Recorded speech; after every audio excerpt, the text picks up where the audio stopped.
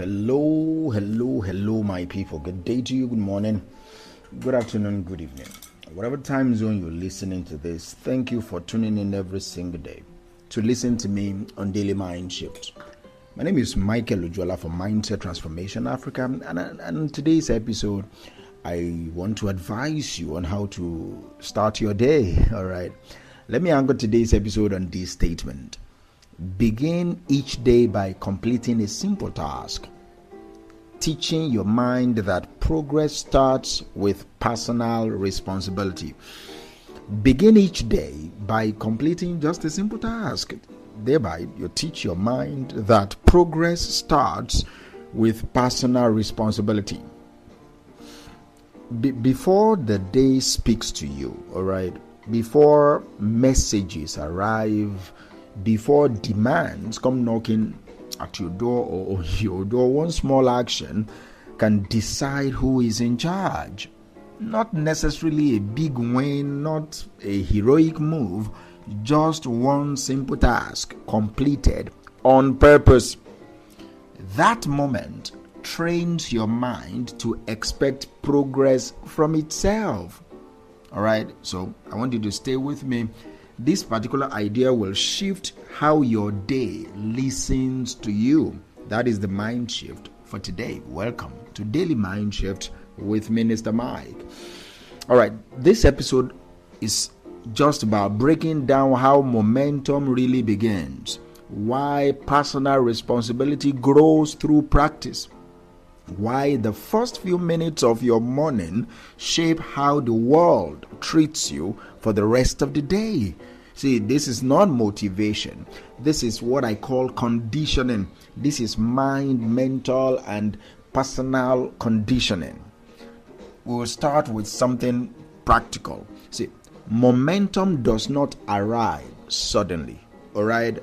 It is small wins that build the momentum architecture over time. Momentum does not arrive suddenly. It gets constructed. It is something that you build brick by brick, action by action, decision by decision, choice by choice. A small completed task sends a signal to your nervous system.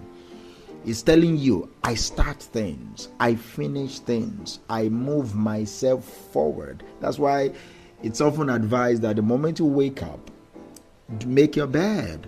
That is you telling yourself that I start things, I complete things, and things get done around here. That signal is important. That signal to your nervous system, it matters. Your brain responds to evidence, not necessarily intention. Your brain responds to evidence. See, plans feel good, okay? But it is completion that requires belief itself. Think about the first task of your day. Make your bed, for example. I said it before. Or stretch for 2 minutes. Or drink a full glass of water. Or maybe write one sentence. None of this change your life on their own. They are so simple and so basic that you feel, I've done it. But what they change is your expectation, especially the expectation of yourself, the expectation that you have of yourself. Your mind starts anticipating movement. Your mind starts anticipating progress, and that anticipation makes the next task. It makes it easier, and that is how important this is. Do you understand? That anticipation makes the next thing you do on your to-do list easier. This is how momentum forms. It forms quietly. It forms reliably. Let me say this. Responsibility is trained. It is not inherited. You don't inherit personal responsibility. You train yourself to be personally responsible. Most people wait to feel responsible. That feeling really shows up first. It is action that invites that feeling eventually. Responsibility grows through repetition. The more you do responsible things, the more responsible you feel. Each completed task strengthens your trust in yourself. Each completed action strengthens self-trust. when you miss some actions, it weakens your trust in your ability. And this is not about pressure, it is about practice. It is about practice. Children learn responsibility through small chores. My boys were trained to fix their room immediately they wake up. They make their bed. If they run to me and they greet me, Daddy, good morning, after the pleasantries, the next thing I ask them is, have you made your room? Have you cleaned your room? That's what they do. When they finish eating, they take their plates to the kitchen. Those small chores is how they learn to be responsible. And I'm incredibly proud of them because they are showing up, and they are showing up good. They're not perfect, they're boys, but they're showing up good. All right. But what I notice is adults, we forget that rule, and we forget that the same rule applies to us too.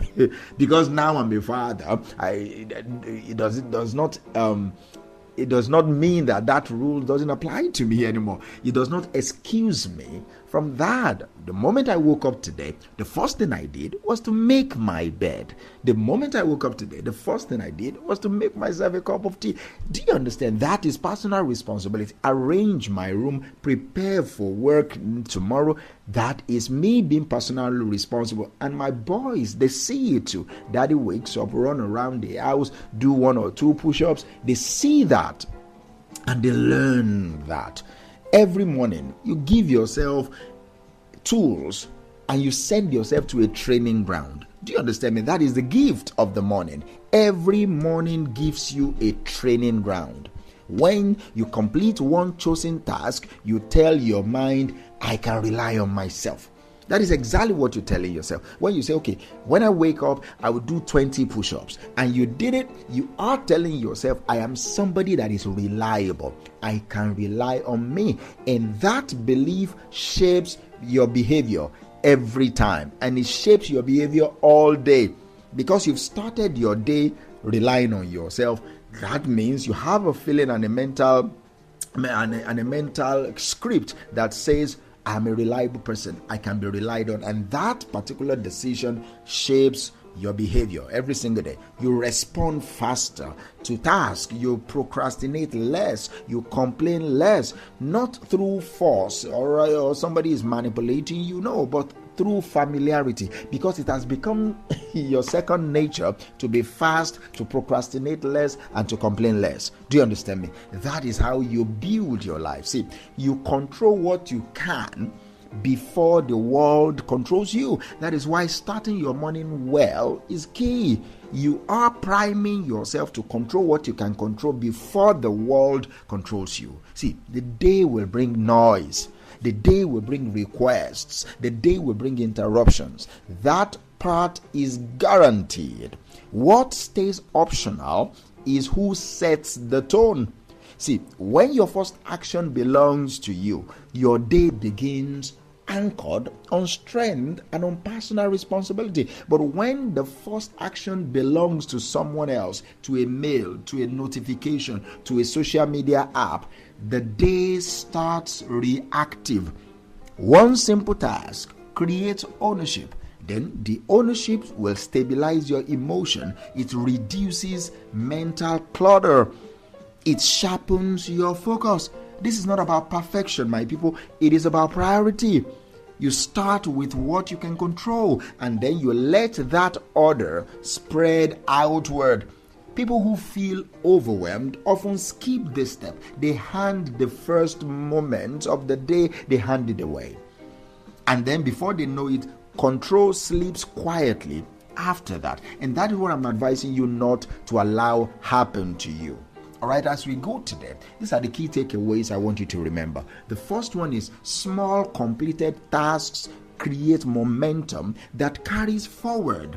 Another thing is responsibility, especially personal responsibility, grows through daily practice. The more you practice being responsible, the more you feel personally responsible for your life. And finally, ownership of the morning limits how much control the world takes from you later. So here's your action step. Choose one simple task today, tonight, whenever you are listening to this. Decide it in advance and complete it immediately after waking up. No delay, no negotiation, no procrastination. Let that win speak for itself. Do you understand me?